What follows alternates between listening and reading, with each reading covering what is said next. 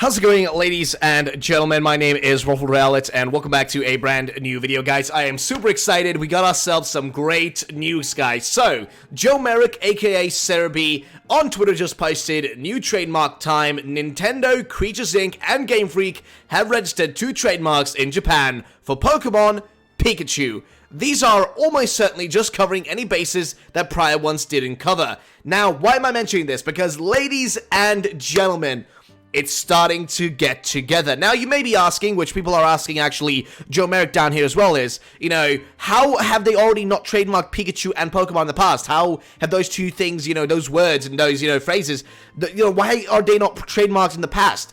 The thing is, they are. They have always been trademarked. Like, every aspect of Pokemon is trademarked pretty much. But here's the thing though, right? They don't cover every aspect always. Sometimes there are areas, for example, if you use them together, if you mix Pokemon plus Pikachu into one word, or, if they are used for maybe merchandising or whatever, area, whatever bases they don't cover with the normal ones, they have to, trademark them again to make sure they can't be used in other aspects. For example, if somebody makes a website, for example, called PokemonPikachu.com, they gotta make sure that they have the trademark Pokemon Pikachu, or Pokemon and then Pikachu, separately to make sure they don't, actually lose the right of those trademarks and whatnot. I'm just giving you the simple plebeian rundown of it that I understand. So, if you want to see more of what he says down here, you can actually read. He kind of says, somebody answers, or asks rather, I'm perplexed. How are these not already trademarked? Had they just expired or something? Are they under a different trademark category? They were. I imagine this just covers things that the others one didn't. So essentially what I just said a second ago, right? Basically what these are supposed to do is supposed to cover areas where the other ones have not covered, right? Where they have not been, able to enforce those rules and those copyrights. So somebody else also asks here, how did not have these already trademarked? And he says they did. This is just registering to cover other elements that the other trademarks lacked. So, for example, using Pikachu in the name of a game, right? You have to trademark that aspect of it. Using it in logos, using Pokemon and Pikachu, so you own the trademark for it when you use it in promotional work, on whatever it may be, right? That sort of stuff. You have to cover all those bases. And I think this has to relate to this whole subject, right? Because why would they be specifically trademarking Pokemon and Pikachu around this time? I'm expecting us to see even, Eevee get, trademarked. Actually, I think it did not too long ago, actually. I think it did get trademarked as well, very recently. Unless I am mistaken, I think something like that happened as well. But, this is just showing us one step closer that we are getting closer to this inevitable, hopefully inevitable reveal of the upcoming game. So this is the thing I want to show you right now at the start of the video, guys. This is actual information. New trademarks have been filed by not just one of the parts of, the Pokemon creation of the games, rather, but, Nintendo, Creatures Inc., and Game Freak, which are the 3 companies involved in creating all things Pokemon,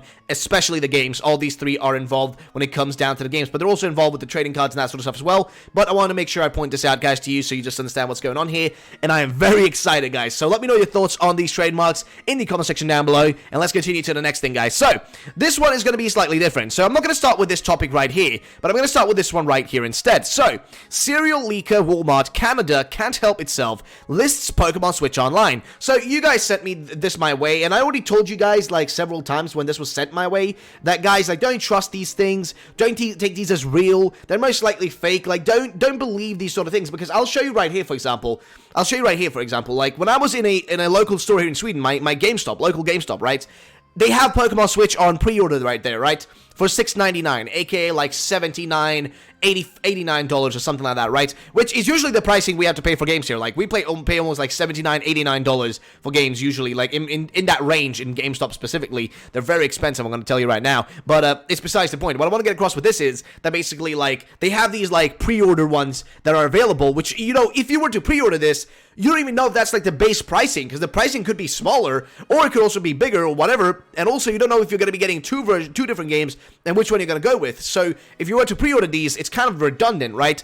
But here's the thing with Walmart, though. It's slightly different with Walmart Canada. Specifically, Walmart Canada right here, as you guys can see. So a lot of you guys have sent this my way, asked me my opinions, and I thought, okay, let's go through this and see why I usually don't believe this stuff. Well, I already explained it with this image right here, but what's my other point towards not really trusting this stuff? Well, I'm going to break it down for you guys, okay? So here's the thing. This was posted again, on a website that's very big. So, Best Buy, Walmart, in Sweden you have MediaMarkt, you have Elgiganten, you have a bunch of these big stores, right? All these, these gigantic, stores that sell everything, all things, everything, so, you know what I mean? As well as, Game and GameStop as well. They put these up so you will just pay ahead of time so they know how many people will buy those games when they actually come out. So, if you pre-order it, you come over, okay, great, you had a pre-order, sweet, pay for it, blah, blah, blah, you're done. Great. So that's basically what they're doing here. They're just trying to gauge how many people will actually pay for it and actually pre-order it, and then that way they can, estimate how much money they'll make off of it just through pre-orders before the games aren't even revealed.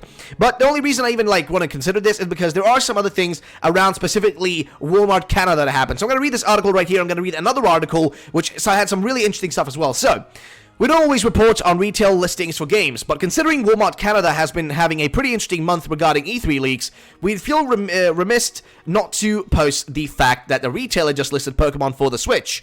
So here's what we know. A while back, Walmart Canada leaked a bunch of games supposedly set to be announced at E3.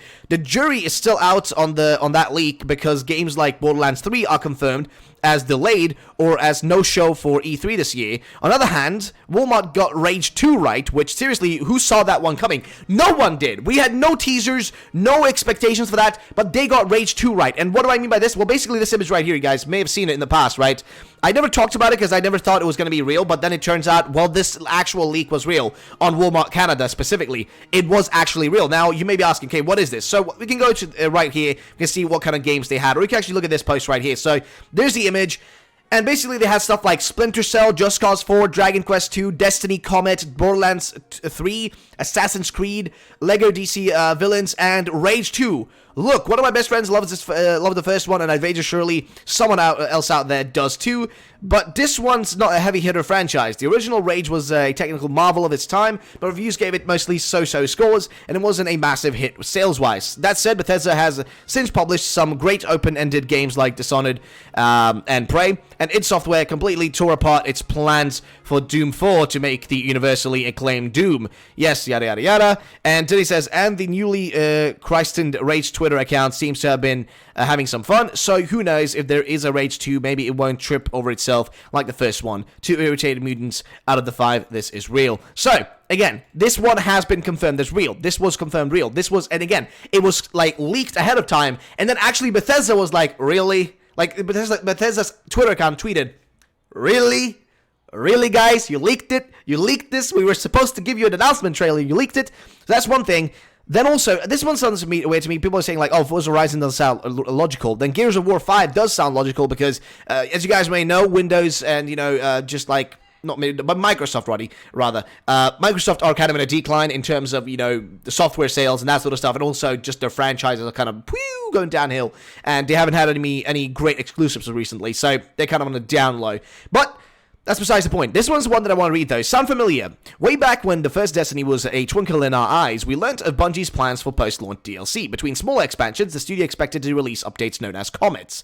So this would make sense with Destiny Comet there. Instead of them releasing Destiny 2 right after, they're releasing something called Destiny Comet, which I'm not sure it's going to be like a sequel or whatever, or some sort of version that, I don't know, it's supposed to be something different at least. That's what we know so far. Also, Dragon Quest 2, which I think was supposed to...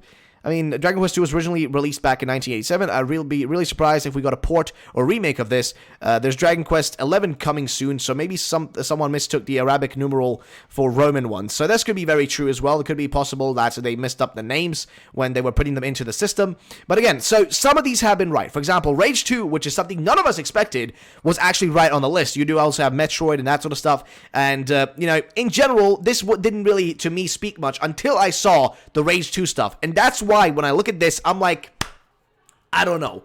I don't know how to feel about this. It could possibly mean that, the game is slated to be shown sooner or later, maybe even E3. It may be slated for that time, guys. So, I don't know. I'm very excited, though. I am very also worried, because I don't know if this is going to be an actual thing. Again, if you look at the release date down here, don't look at this as some sort of actual thing. It's just a placeholder. Don't think this is real. It says the end of the year, literally, the last day of the year. That's not when they're going to release the game. It's just a placeholder for anybody wondering. And the really weird thing is, if you look at my actual post right here, you will notice that actually right there, it doesn't say, the same thing it does on Walmart. It actually says an actual date right there, which is the 28th of the 10th. So that is actually not a logical day, because when you look at that day specifically, it wouldn't really fit well, because that would be exactly on a Saturday. And the thing is, Pokemon games have never, like, historically released on Saturdays, so this would be very unlikely as well. So if you look at these dates, don't trust them, don't believe them, don't think they're real. But the fact that this one showed up as well, and we know that this one was a Walmart E3 2018 leak, specifically for E3,